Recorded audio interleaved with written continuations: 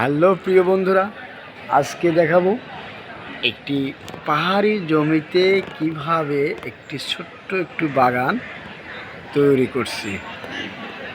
আপনারা দেখতে পাচ্ছেন এটা একটি কলা বাগান।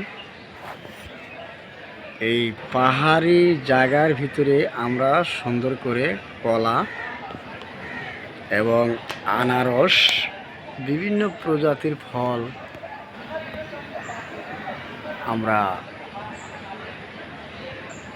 তৈরি করতে পেরেছি।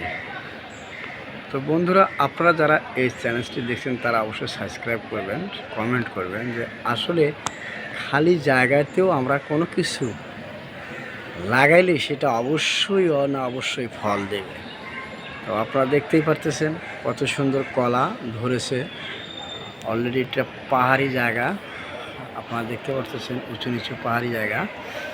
তো সেখানেও আমরা সুন্দরভাবে চাচ্ছিলাম যে একটা পরিপূর্ণ বাগান করার জন্য। তো আজকে সেই সার্থকটা পূরণ হলো।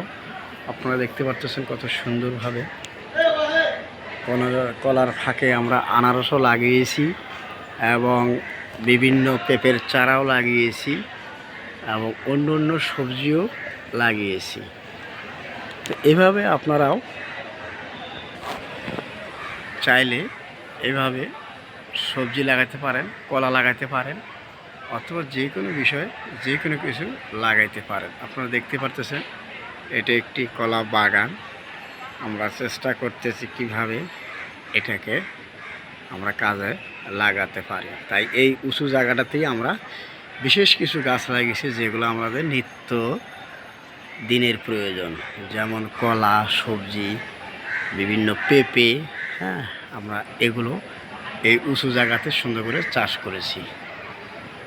তো আপনারা যারা এই ভিডিওটি দেখছেন তারা লাইক করবেন, শেয়ার করবেন, কমেন্ট করবেন যে আমরা কিভাবে পেশাগতভাবে নয়, কিছু খালি জায়গার ভিতরে আমরা যে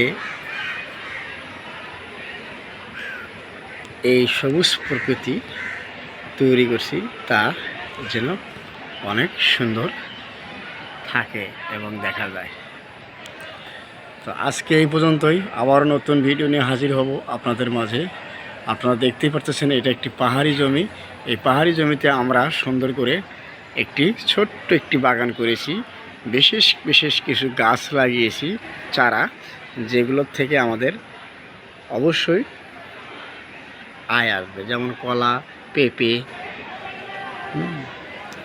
আনারস, বিভিন্ন ফল যেগুলো উঁচু জায়গাতে লাগাইলে অবশ্যই হবে। এখানে কোনো রকমের পরিশ্রম নেই, শুধু একটি করে গাছ লাগালেই সেখান থেকে অবশ্যই সেই ফল পাওয়ার আশা করা যায়। ভালো থাকবেন, আবার দেখা হবে।